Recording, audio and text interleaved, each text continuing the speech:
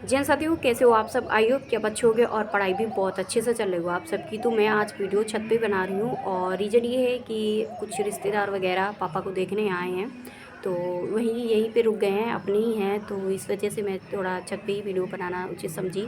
और मैं आपको बता दूं कि पापा के लिए आप लोग पूछ रहे थे, तो उनकी मतलब नली वगैरह पड़ी हुई हैं, तो इस वजह से कोई ना कोई आता रहता है पर डे। तो इस वजह से मैंने सोचा क्यों नहीं आप लोगों के जो कमेंट थे उनका भी जो रिस्पांस है वो भी देना होता है। एंड अपना जो है जिम्मेदारी वो भी मैं संभाल रही हूँ, अपनी जो पढ़ाई है वो भी संभाल रही हूँ इस टाइम। और मैं इस टाइम मतलब अब वीडियो बनाने के बाद मैं अपनी शॉप पे जाऊँगी और वहाँ पर जो भी सामान वगैरह है वो बाहर लगाऊंगी जाके। उसके बाद अपना जो कस्टमर आते हैं तो उनको सामान देने के बाद अपनी पढ़ाई करती हूँ वहीं पे। और दिक्कत ज़्यादा है इस टाइम, इस वजह से थोड़ा नहीं हो पा रहा है मेरे से कुछ ज़्यादा। तो जितना भी हो पा रहा है मैं आप लोगों तक वो चीज़ कर पा रही हूँ, और जितना भी आप लोग पूछ रहे हो वो उनका रिस्पांस भी दे पा रही हूँ। बाकी आप लोग थोड़ा सा मतलब हमको भी समझ के चलना, क्योंकि इस टाइम की कंडीशन थोड़ी सी ख़राब है। और पापा को होली के दिन ही ले आया गया था रात पे। और रीज़न ये था कि पापा वहाँ पे मतलब रह नहीं पा रहे थे, 7 से 8 दिन होने के थे हॉस्पिटल पे। तो वहाँ पे मतलब बोल रहे थे कि हम मुझे घर ले चलो। तो मम्मी ने बोला कि इनको घर ले चलो क्योंकि बहुत ज़्यादा यहाँ परेशान हो रहे हैं। तो यहीं पर नली वगैरह पड़ी हैं। और उसके बाद 8 दिन बाद डॉक्टर ने वहाँ बुलाया है, तो कह रहे थे कि 8 दिन बाद आ जाना। 8 दिन 5 दिन जो भी है ये यहाँ मतलब अभी कंडीशन उतनी सही नहीं है, इसलिए इनको ले जाएंगे अभी हम लोग, और मम्मी दीदी लोग ले जाएंगी।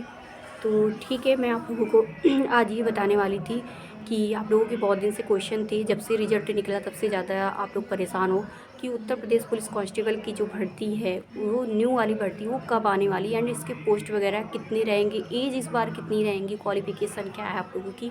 ये सारी चीज़ों के लिए आप लोग बहुत ज़्यादा क्वेश्चन कर रहे थे। और देखिए, आपको अभी परेशान होने की ज़रूरत नहीं है। अभी आपका रिजल्ट जो निकला है ना, उस रिजल्ट को लेके बहुत सारे भाई बहनों ने, इतना ज़्यादा नहीं, वो कह रहे हैं, मेरे से कमेंट कर रहे थे, दीदी मैं तो जिस दिन से रिजल्ट निकला, जिस टाइम से निकला उस टाइम से मैं घर से बाहर नहीं निकला। रो रो के एक भाई ने सुबह ही कमेंट कल किया था कि रो रो के दीदी मैं परेशान हूँ और मैं घर के बाहर, रूम के बाहर तक नहीं निकला अब तक। क्यों नहीं निकले भाई, आप क्यों परेशान हो ना। आप ऐसे रोगे तो लोग कहते हैं कि आप बोल रहे हो कि लोग हंस रहे हैं, आप हंसने का मौका दे रहे हो।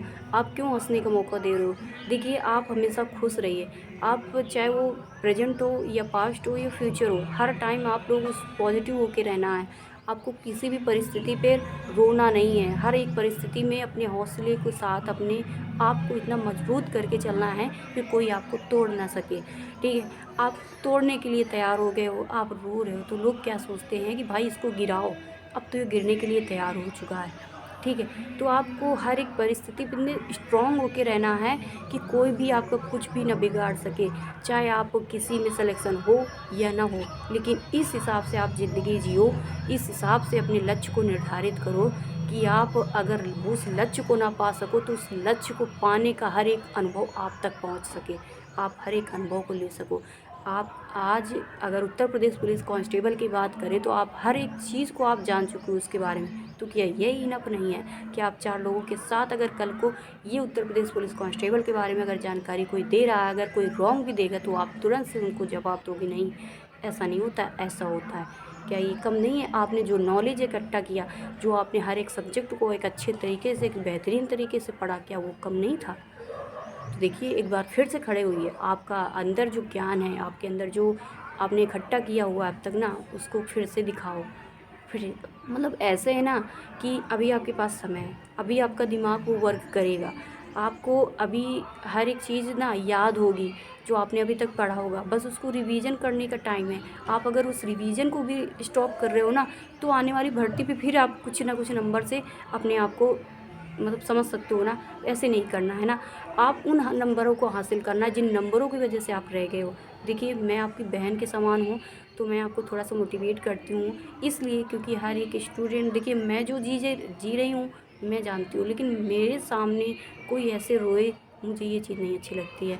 मुझे ये लगता है कि यार हर इंसान अपने लक्ष्य को पाने के लिए आगे बढ़े और अपने लक्ष्य को पाए। अगर कभी भी ना कोई भी सक्सेस होता है, मुझे बहुत ज़्यादा खुशी होती है कि यार चलो अच्छा हुआ कि मैं नहीं कुछ कर पा रही हूँ, लेकिन मेरे सामने वाला बंदा, मेरी सामने वाली बहन कुछ कर पा रही है। मुझे बहुत ज़्यादा खुशी होती है। मुझे कभी जलन नहीं होती किसी बात को लेके कि कोई कुछ नहीं कर पाए। इस बात का मेरे अंदर नहीं रहता है। तो देखिए, आपको परेशान नहीं होना, अपने माँ बाप की ओर देखो एक बार और फिर से अपनी उन किताबों को उठाओ जिन किताबों को आपने कुछ 1 से डेढ़ महीने पहले ही आपने रख दिया था और वेट करने लगे थे कि मेरा रिज़ल्ट आए और मैं रिज़ल्ट पे नाम लिखूँ।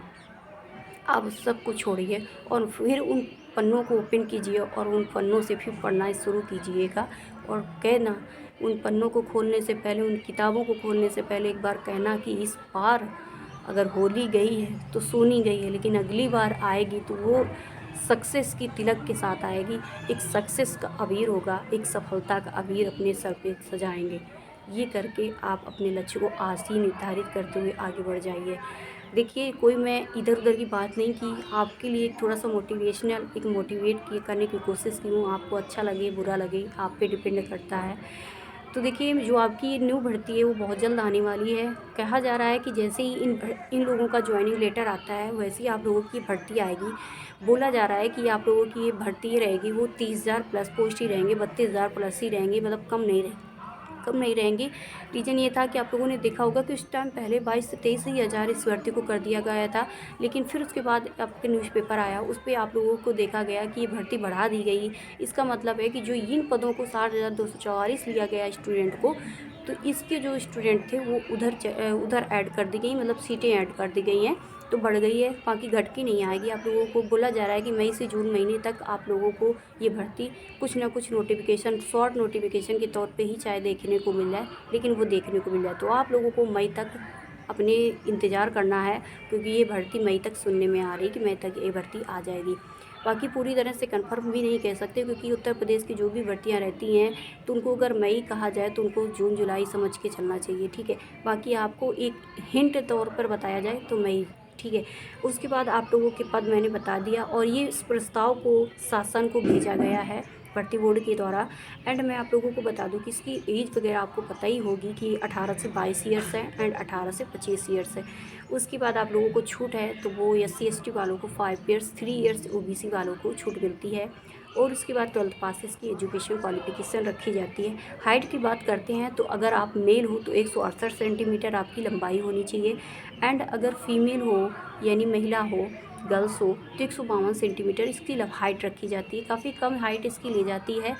और उसमें आप लोगों को मैं बता दूं कि जैसे आपकी RPF कांस्टेबल की है उसमें भी 152 थी आप लोगों की हाइट, एंड RPF SI की भी 152 गर्ल्स की थी हाइट। जैसे आप लोग कमेंट कर रहे थे उसमें एक साथ ही रिप्लाई भी दिया। अब बात करते हैं कि इसमें कौन कौन से सब्जेक्ट एंड कितने कितने नंबर की आते हैं और कितनी निगेटिव मार्किंग आप लोगों की इसमें होती है। तो सबसे पहले तो आए आप लोगों को बता दूं कि इसमें जो मैथ आती है 20 से 22 क्वेश्चन हो जाते हैं, लेकिन इस बार 1 से 2 ऐड हो गए थे, यानी क्वेश्चन ज़्यादा आए थे हम लोगों ने जैसा देखा है। तो इसमें वैसे तो आप लोगों की जो बताया जाता है कि 20 से 22 ही क्वेश्चन इसके आते हैं। और उसके बाद जो रीजनिंग होती है 52 से 53 क्वेश्चन आते हैं। टोटल 75 क्वेश्चन इसके आते हैं दोनों सब्जेक्ट को मिला के। एंड बात करते हैं GS और GK की, तो उसमें आप लोगों के 38 क्वेश्चन आने वाले होते हैं। उसके बाद आप लोगों की जो हिंदी होती है उसमें 37 क्वेश्चन आने वाले होते हैं। टोटल की बात करते हैं तो 150 क्वेश्चन आते हैं आप लोगों को, यानी जो ये पेपर आपका होता है उत्तर प्रदेश पुलिस कांस्टेबल का, उसमें 150 क्वेश्चन होते हैं। और नंबर आप बात करें तो आपका 300 का होता है। और पर क्वेश्चन की बात करते हैं तो 2 नंबर का एक क्वेश्चन होता है, एक। उसके बाद जो आपकी नेगेटिव मार्किंग होती है तो 0.5 की नेगेटिव मार्किंग होने वाली होती है।